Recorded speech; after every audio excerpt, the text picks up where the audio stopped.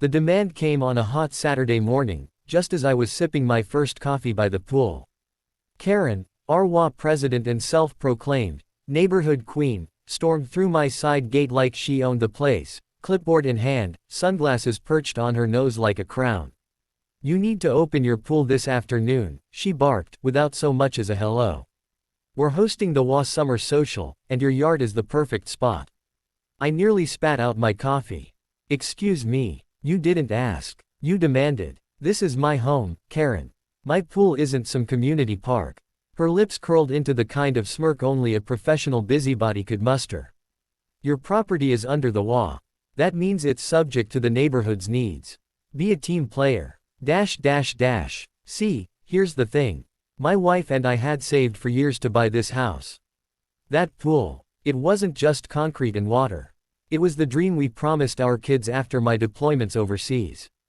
A place to laugh, swim, and heal. It was ours. And Karen wanted it for her party. I told her no, flat out, without apology. Her eyes widened like no one had ever dared deny her. She jabbed her finger at me. You'll regret this. I'll have the board fine you so hard you'll beg us to use it. She stormed out, heels clacking like war drums. That afternoon, instead of watching strangers trample my yard, I watched my kids splashing happily while I grilled burgers. But across the fence, Karen's shrill voice echoed as she scrambled to salvage her social. She ended up cramming 30 sweaty neighbors onto her tiny patio, no shade, no pool. The glares she cast my way could have boiled the water. The next morning, a notice arrived, violation of community spirit. A $500 fine. My stomach sank, but my anger burned hotter. This wasn't about community. This was Karen trying to break us. I paid the fine, grudgingly, but I also made a decision. If Karen thought she could bully me into giving up what was mine, she had another thing coming.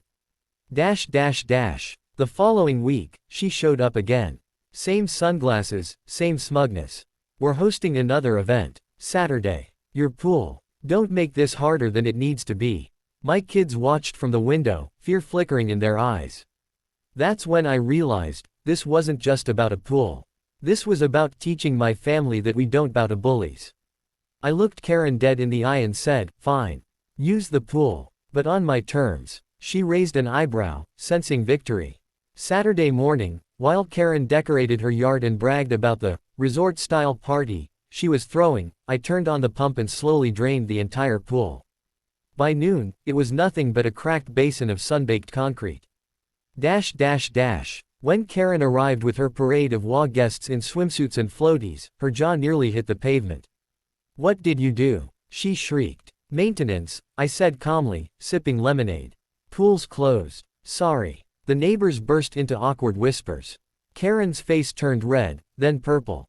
She pulled out her phone, screeching into it, yes, police. My neighbor destroyed HOA property. Minutes later, 2 officers arrived.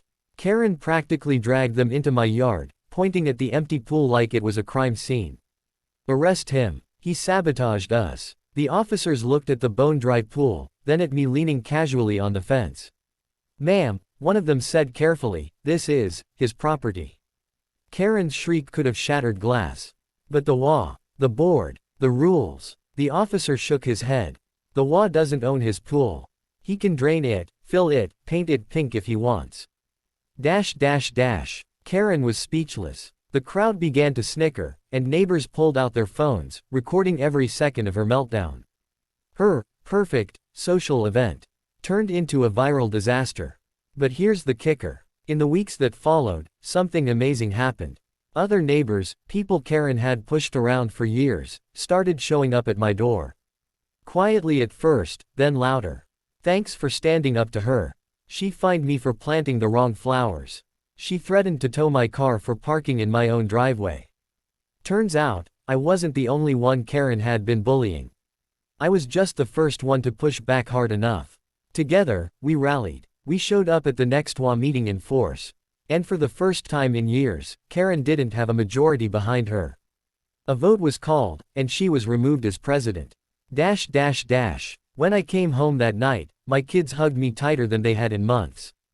Daddy, my son said, you're like a superhero.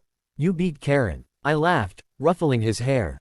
No, buddy. We beat her. Together. The message. Bullies thrive when people stay quiet.